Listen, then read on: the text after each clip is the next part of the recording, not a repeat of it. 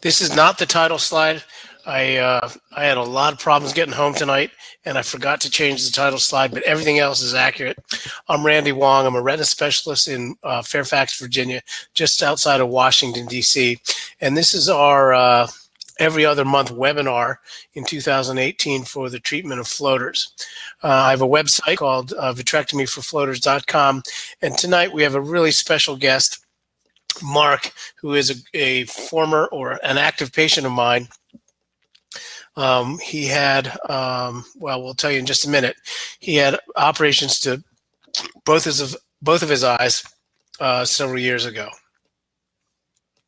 Steve, are you able to hear us?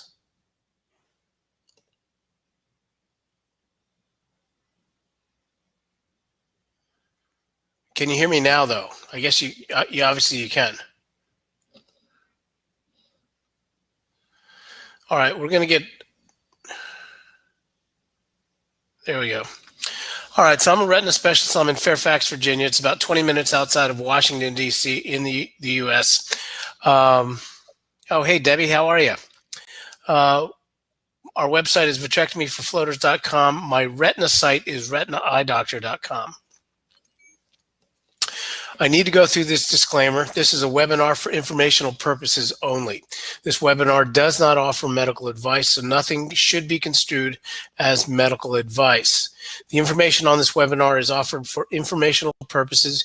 You should not act or rely on anything in this webinar or use it as a substitute for medical advice from a licensed professional. The content of this webinar may quickly become outdated, especially due to the nature of the topics covered, which are constantly evolving. The materials and information on this webinar are not guaranteed to be correct, complete, or timely. Nothing in this webinar and nothing you or I do creates a doctor-patient relationship between you and the webinar, between you and me, or between you and Randall Wong, MD, or retinaeyedoctor.com, or Vitrectomy for Floaters. Even if you try to contact me through this posting of the webinar or conversations through the webinar, you are not creating a doctor-patient relationship. Although I'm a doctor, I am not your doctor until and unless there is a written agreement specifically providing for a doctor-patient relationship. Having said that, we're going to get to the meat of the webinar right now. We're going to run this for about 30 minutes. I want to introduce Mark, who hopefully most of you can see. He's joining us from Illinois. I guess at the time when we met, he was about 35. I know he's 41 now. So I guess he was about 36, 37. He's an athlete. He's a coach. He's an athletic teacher. He had long-standing floaters for years and years and years. And in June 2015, he came down to our office and we operated on his right eye.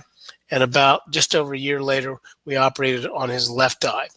And Mark has been gracious enough to join us so that you can ask questions directly of Mark. He has a very popular testimonial video on YouTube. And I think what we're going to do is open the floor up in just a second for you to type in questions for me or for Mark, understanding probably mostly from Mark. I'll read them and then one of us will answer the questions. To kind of jog your memory, I also listed the 3 top questions Mark gets as a patient of mine, and they are: do you have frill? Do you have cataracts? And describe your vision compared to before FOV. Steve would like everyone to know that I have switched to iPad and can hear Dr. Wong now on it. Remember, you also have to be using this on Chrome. I don't know if that's a particular issue for some of you. We've got, wow, Christy, we've got at least 10 people right now. This is great. So let's go ahead and open the floor up to questions. The best way to do that is to type your questions. I'll read them, and whoever they're addressed to will answer them. Edwin, I am 56-year-old with no PVD. What was that your case? What do you say, Mark? No, I did not have a PVD at Dr. Wong. I didn't have one in either eye. Dr. Wong induced one in both eyes. Hey, Mark, on your computer, can you see the thread? Yes, I can. Okay, good. All right. Conrad says, I was on my laptop, but I switched to my phone. I can hear him now. Great. Patrick, will a second vitrectomy remove remaining floaters from my first FOV? I would have to say that most likely whatever remaining floaters after your first vitrectomy, you should be able to remove them with a second vitrectomy or FOV.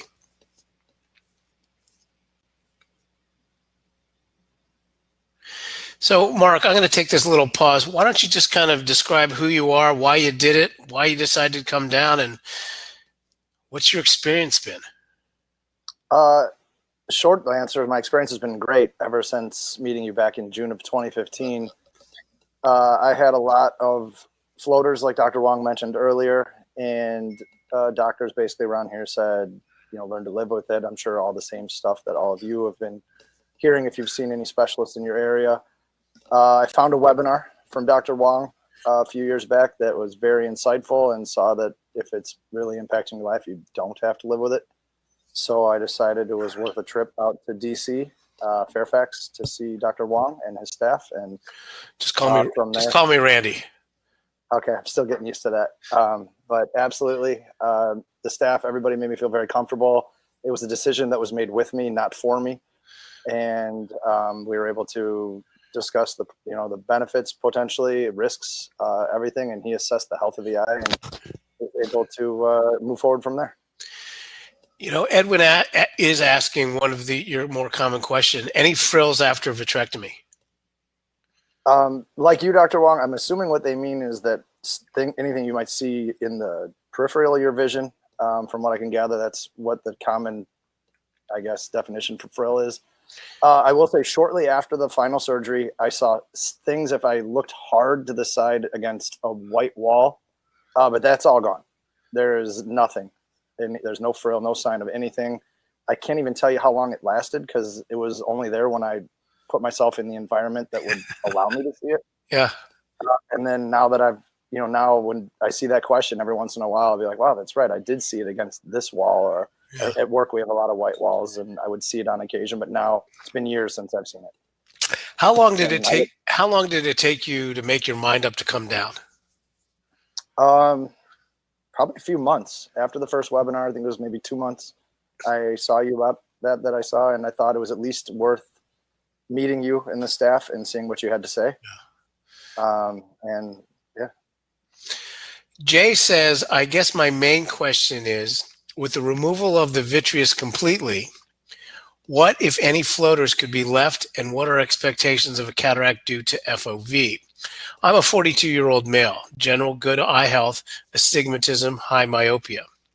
I'll answer half of that, and then I think probably, Mark, they'd like to hear your experience. With the removal of the vitreous completely, what, if any, floaters could be left, and what are expectations of a cataract due to FOV? What I tell everybody when you come to visit is our goal is to significantly reduce the number of floaters that are bothering you. I can't possibly know if we're going to remove every one of them. But having said that, I think in most cases, we're able to achieve very, very clear floater-free vision. I don't know if we're 100%, but that's my impression of most everybody that we interview afterwards. It sounds as though that, you're a 42-year-old male.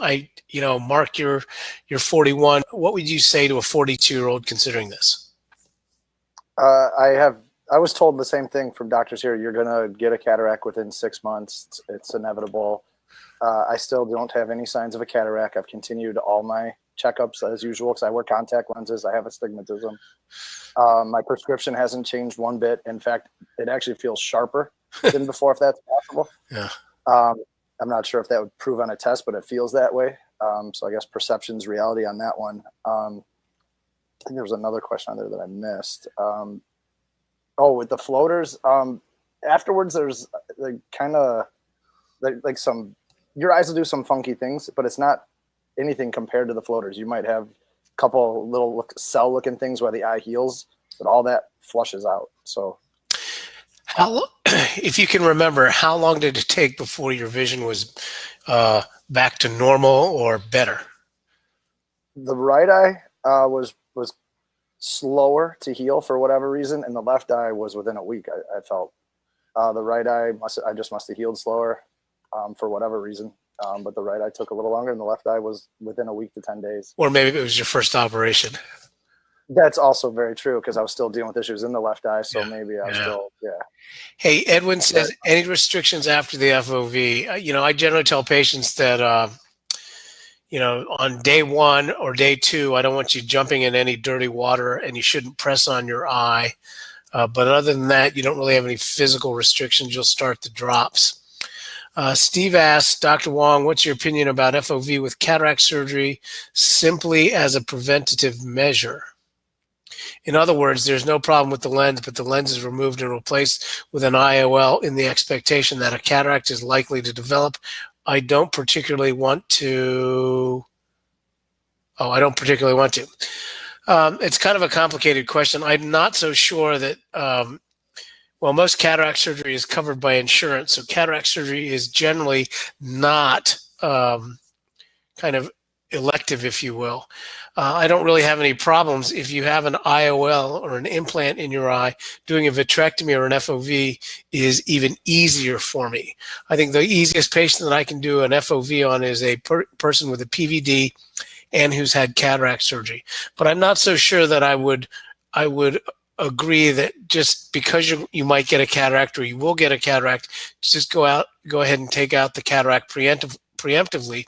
In Mark's situation, we operated 2 and 3 years ago, at least, or 2.5 and 3.5 years ago, and there's no evidence of a cataract to his own testimony.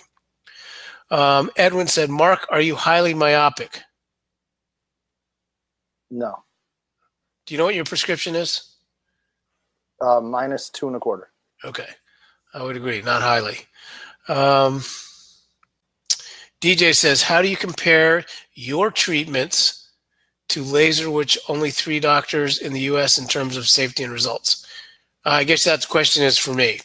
I'm going to answer it this way. The 3 doctors that I know that do laser, which is using the YAG laser to break up the floaters in the vitreous, none of them are retina specialists. And I don't know a retina specialist that does or advocates YAG vitreolysis, which is the fancy term for using a laser to break up the opacities in the vitreous. They claim that there are no complications from their procedure. I think that's a pretty big claim. I don't really compare my data with theirs. I often see patients that they've treated or will not treat because of the proximity of the floaters to the surface of the retina. I'm not saying that there's anything wrong. I'm just stating fact that I'm not aware of any retina specialist that uses a YAG laser for that purpose.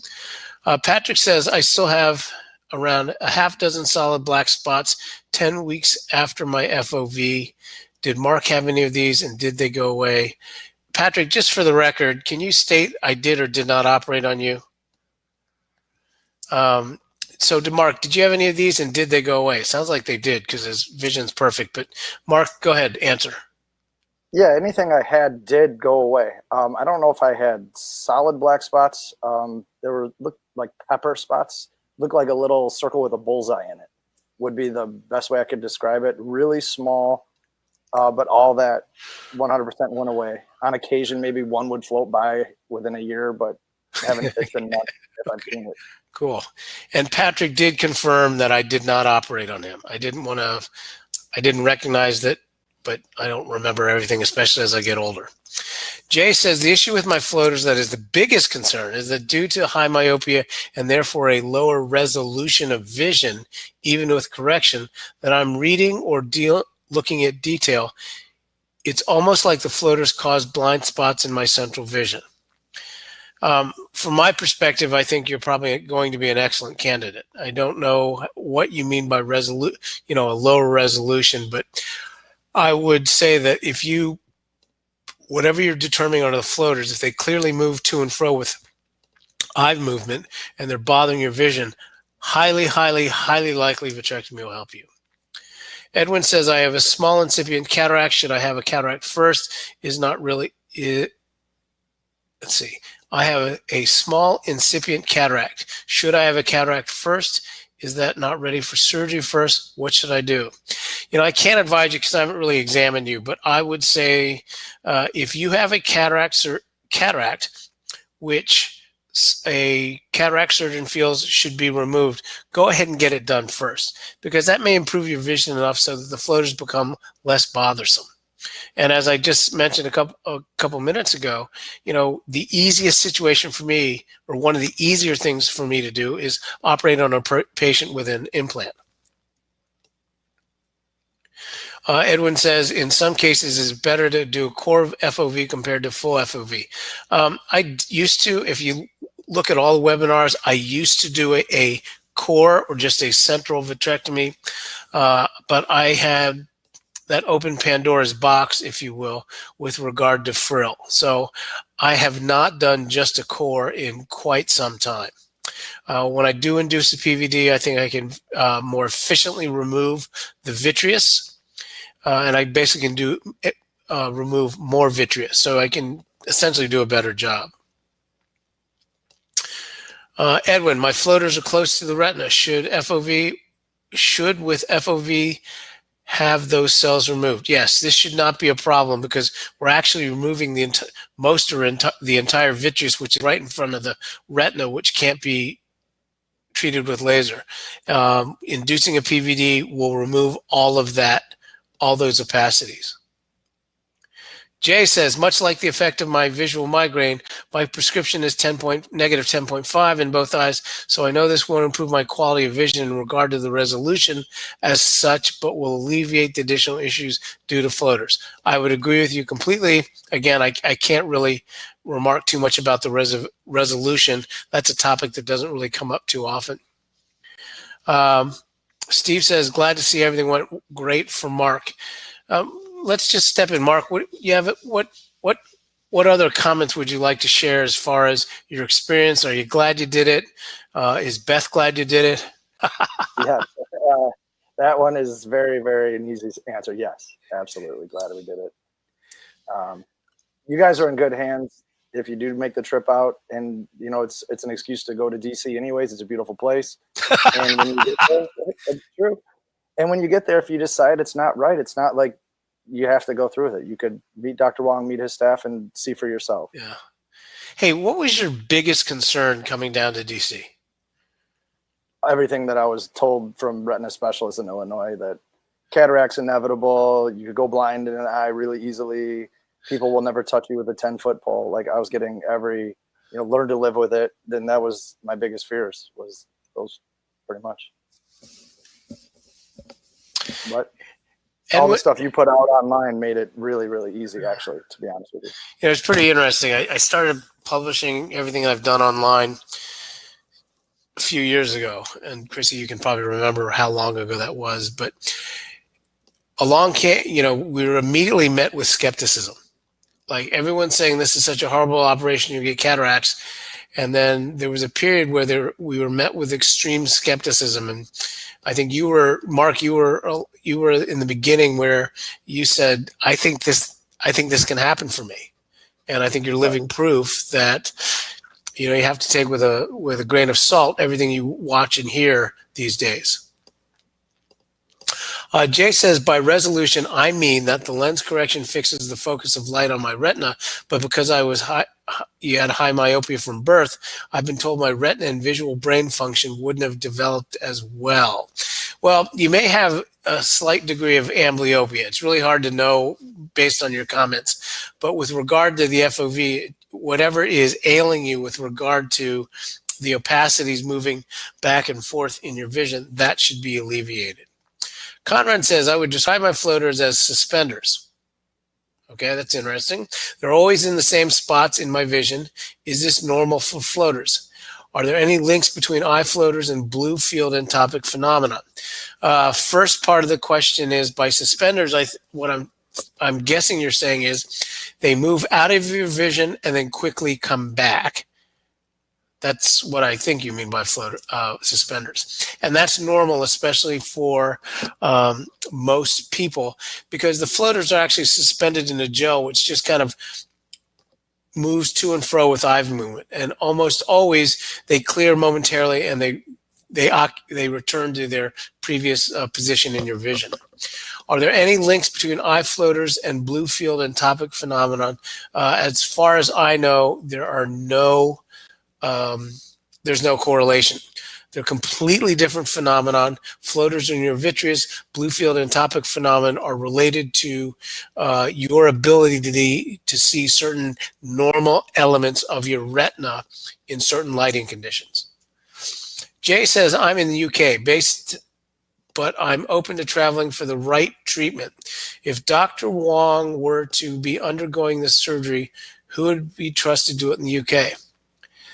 I can't answer that. I actually don't know any retina specialists in UK. I may have met some, but I don't actively know anybody. So for me to name somebody would just be conjecture.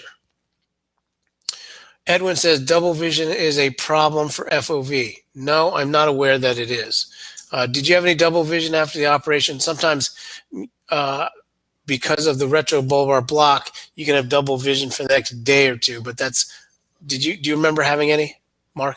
No, a little blurry, but no, it was nothing.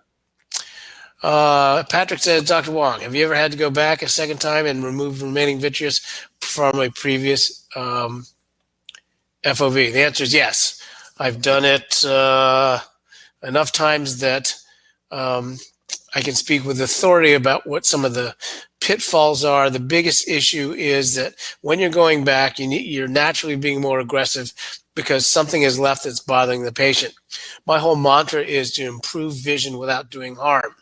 I think probably in the last couple years, one of the problems is that it increases by being more aggressive to remove vitreous. You have to be very careful about not touching the lens because that can become a cataract almost instantly. And I will confess, I think that's probably happened 3 times in the last 1 to 2 years or so. I think with our newer techniques, which have evolved over the last 3 or 4 years, I shouldn't say this out loud, but cataracts, just second operations have decreased. Maybe it's the counseling that I do.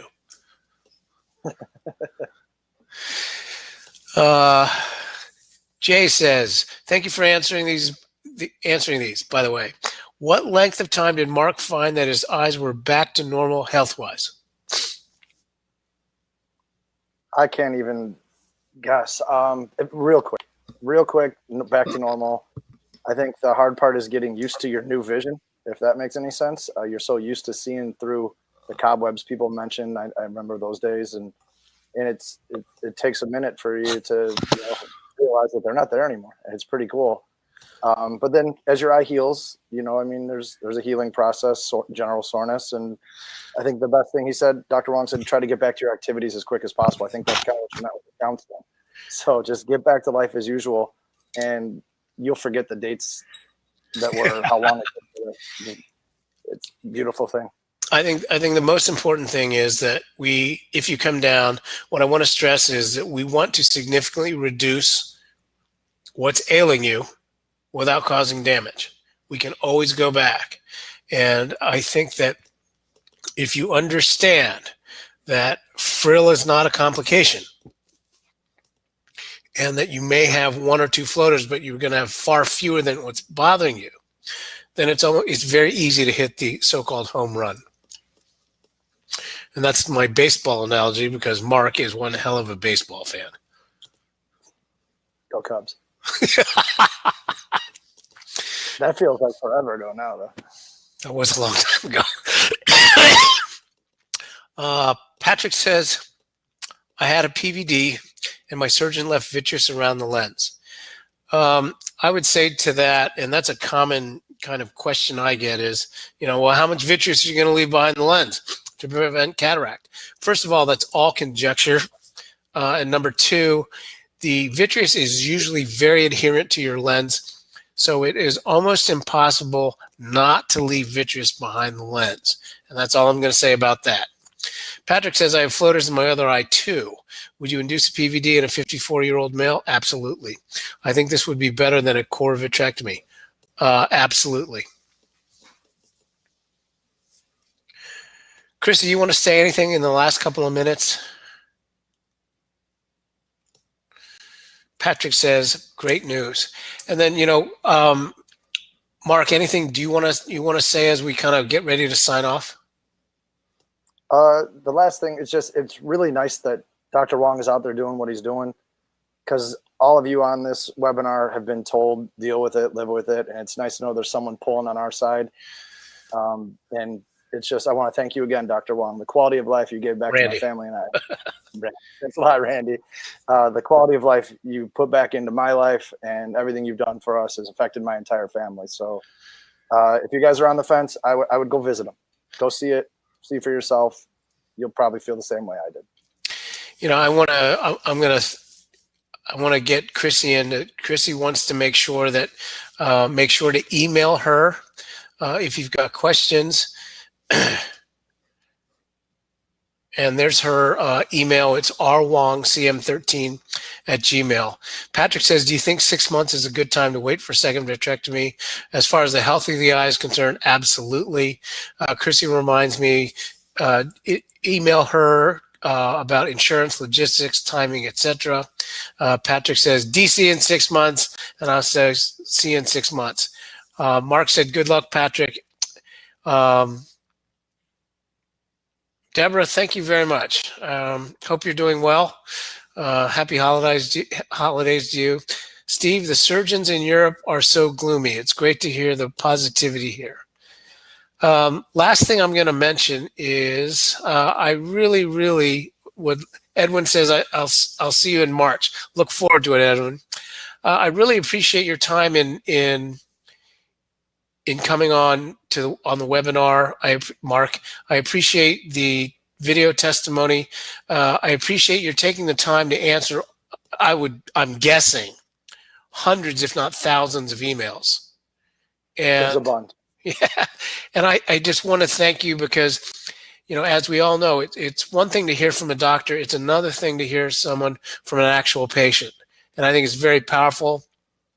And I think your plight, I can say whatever I want, but you've actually been through it. And your experience is very, very relevant to everybody listening tonight and everybody listening to the recording of this webinar. So I just want to say thank you for taking your time to kind of share your experience with everybody. And hopefully we can kind of decrease the worries and anxieties that everybody has when considering having a vitrectomy to remove the floaters. Steve says, thanks, Mark. Wait, Jay says, thanks for the positivity, guys. My opticians are not very enthusiastic about putting anyone forward for FOV. Steve says, thanks, Mark and Dr. Wong. You're welcome. He says, great webinar. I think it's a cool way that doctors can relate these days. And again, having a patient and we co-produce this, it's awesome. Steve is in Dublin. Jay says, where in Europe, Steve? And Steve says, Dublin. Jay says, England. So I guess the same lack of enthusiasm. All right, guys, I'm going to sign off. Chrissy, thank you so much for putting all this together. We're going to do this again. Today's December, probably February. I'm going to through 2019. I think it's probably worthwhile to do this every other month. I think I have another volunteer patient, which we'll interview shortly, just as we did with Mark. Any closing remarks, Mark? Best of luck, everybody. And like you said, the gloomy pictures being painted everywhere, but hopefully webinars like this can help to take some of that away from our society and realize there's options. Good night, everybody. Happy holidays. Bye-bye. Thanks, Mark. No problem. See you, Randy. Bye, Chrissy.